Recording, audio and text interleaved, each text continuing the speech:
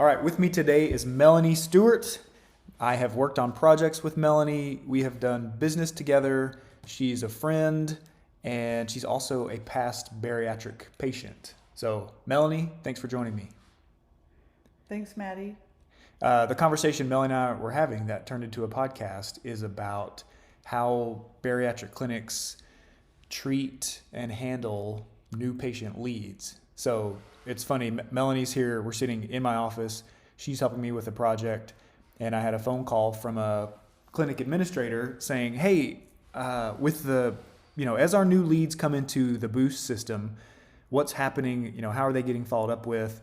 And we came to the discussion of, in 2022, this office had 2,500 new patient appointments booked, and 1,400 of those showed up to their first appointment, and then another 400 of those did reschedule and show up sometime later. So about 1,800 patients showed up, 2,500 were booked. So there's 600 patients in the year 2022 that booked an appointment and then for some reason never showed up to it. And man, I love this conversation. I think this is one of the biggest levers to pull in any practice. It's the lowest hanging fruit, and it's just a huge opportunity to improve the process. So talking to Melanie, now, Melanie, a lot of my clients and a lot of bariatric surgeons in the U.S. will be upset at you, but Melanie had her surgery in Mexico, and we were talking about that experience. Do you mind sharing what year it was? 2015. So 2015, Mel went to surgery and had a sleeve. Is that right?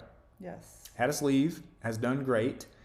And she was saying one of the reasons she ended up going to Mexico was the experience she had. So just tell me, how did you find the clinic in Mexico? What made you even search, going to Mexico? What was that like? So I do interior design work, did at the time, and I had a client in a small town nearby that owned a company, and she said that probably 3 people in her company had wanted the surgery. They did some research. They found the company called Ready for a Change.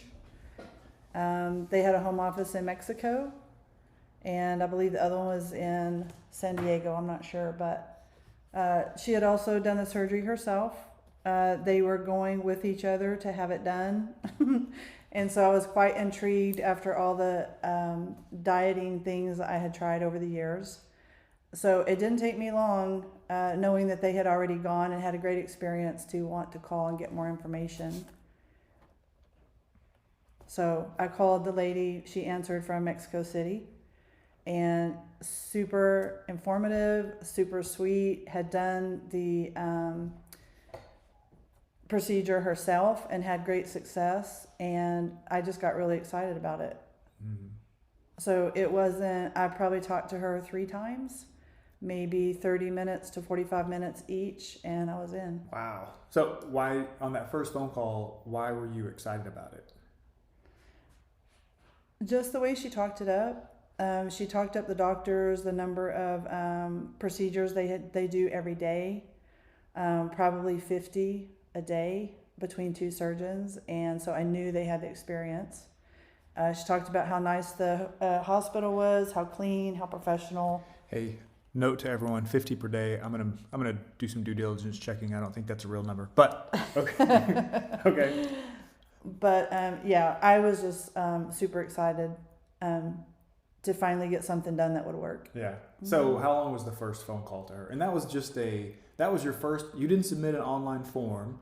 You called, she answered, and then she had some sort of, it's a sales pitch, really, right? Exactly. She had some sort of pitch. I imagine she's asking you good questions and getting to the emotional side of it. She's sharing her experience. How long did that first call last, would you say? I would say probably 30 minutes. Okay. And then I told her I would think about it and give her a call back when I had more questions. In the meantime, I YouTubed some videos of the procedure. I wanted to see exactly what they were doing. I probably watched 3 or 4 of them from start to finish. Mm-hmm. I was good. Yeah. You're probably a little more diligent than I think that the average consumer, but No doubt that happens a lot. And then you did call her back? I did. And she answered? Yes, same person. And did she remember you? She did. Okay. Yeah. And what was the second call? Just more details, more questions? Yes. After watching the videos, I just had questions. I don't remember what they were now. Yeah, I just answered more questions. She answered them all completely, set me at ease. And it was just, the decision was easy. And, you know, the money was part of it, yes, but I was just super ready for a change. Yep. And she was really helpful to answer all my questions. And then you said there was a third call. Mm-hmm. What was that? I don't remember, to be It's honest with something- you. okay. Yeah, it Some was probably formality. just I think it was that I was ready and what did I need to do? Yeah. You know, like, and she made all the phone calls, everything. All I had to do was book the flight and be at the airport on the day they said to. I was picked up by a driver from the hospital. We were taken from San Diego across the border to Tijuana, checked into the hotel, drove us to the hospital. I checked in there. Actually, we went to the hospital first, not the hotel. So we're at the hospital just for 3 days to do the procedure, and then they took us to our hotel. We spent another night or two and did a follow-up visit at the hospital, and then they took us back to the airport. Mm-hmm. It was seamless.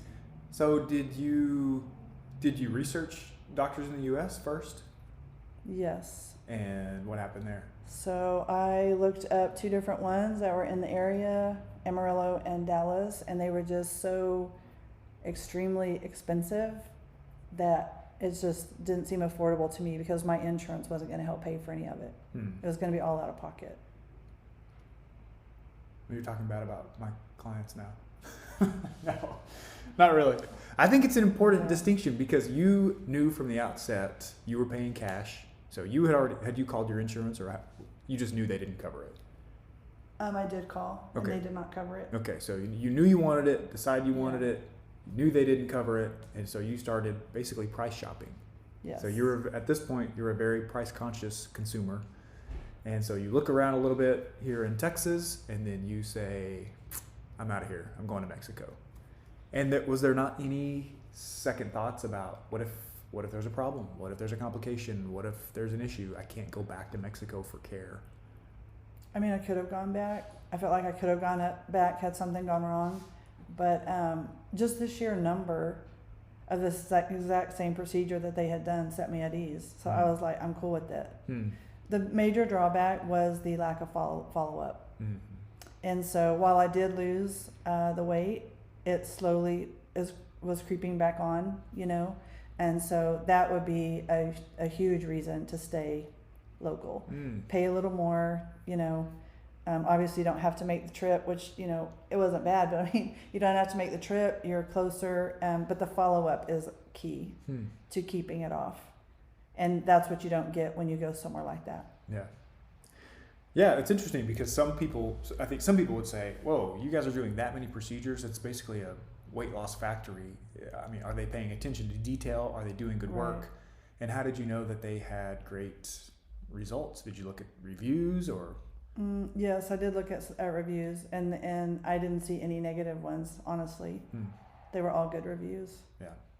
Yeah. Yeah, man, I think we have a handful of clinics.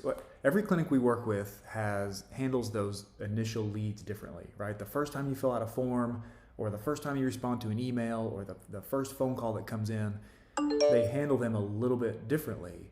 And I would say the clinics that just do kind of, I would say all the surgery they want, they handle them like the Four Seasons would, or, you know, a high-end, Maserati dealership. Right. Each lead that comes in is precious and golden, and it's worth lots of money to us. Let's take care of these people. Let's send them to a live human being immediately. Let's engage with them. Because for whatever reason, it's, you know, the economy, whatever, people's no-show and cancel rates are creeping up, I think. And if you can, as a potential patient, if you can shoot an email and say, sure, I'll take an appointment next Thursday at 3 p.m. That's pretty easy in. And if it's easy in, it's easy out. So you fire off an email and they say, great, Maddie, got your social and your date of birth. We've got you down for Thursday. And that's most of the time, standard practice is that's all you're going to get. You might get a text and an email from the EMR saying, it's automated saying, hey, see you, be here tomorrow at 3 p.m. A little bit better would be some text and email encouragement, right? Some Google reviews, pump up the doctor and how great they are. That would be the next step of better treatment. And then the pinnacle or the best is a full-time, what we would call the closer, right? A full-time person who, and all they're doing is they're logging into Boost, they're loving on all the leads, they're willing to hop on a 10-minute discovery call to hash out questions and concerns, because I think most potential patients have objections, but they don't necessarily know what they are. So if you can get on a call, just like, this is very common in most every industry. They say, oh, sure, you think you want to buy our thing? Well, we're going to hop on a call and, whatever, call it a discovery call or whatever. And that's where you have the first high-level conversation about, so what do you know about this? Why are you pursuing it? What's been your experience losing weight so far? And really helping someone, that is the job of a professional. Most clinics don't like this word, but a professional salesperson is really helping you decide if this is the best step for you, and uncovering what might be even hidden objections, so that on the call you're saying, oh yeah, no, that's great. I didn't think of that, but I'm glad you brought it up. Okay, that's another good thing. No, I did not know that you guys did more of these procedures in the state of Florida than anyone else, that you have one of the lowest complication rates, that your self-pay price is one of the most competitive, that you guys own part of an ASC, that, blah, da, da, da, da, on and on. And if you're stacking all those positive things in someone's mind, then the negatives are getting far outweighed. Absolutely. So when they hang up, they say, woof, I cannot wait for next Thursday at 3 p.m. Versus before, all they did was fire off an email. They still have lots of questions. Their spouse is saying, are you sure? Because remember you did that one diet and it worked okay. You should try it again. Just try harder. And so you're the person who's capturing way more leads. You're also the person increasing the conversion rate from consult to surgery, because that person shows up motivated and excited. Absolutely. So the closer. Yeah. Yes. Okay. Well, I love this conversation. Mel, anything else before we go? I just feel like the main thing that drew me in was the lady had the procedure, number one, and she was super excited about helping other people have the same success she had just had. Yeah. That was awesome. Yeah. Very powerful. Thanks, Mel. Mm-hmm.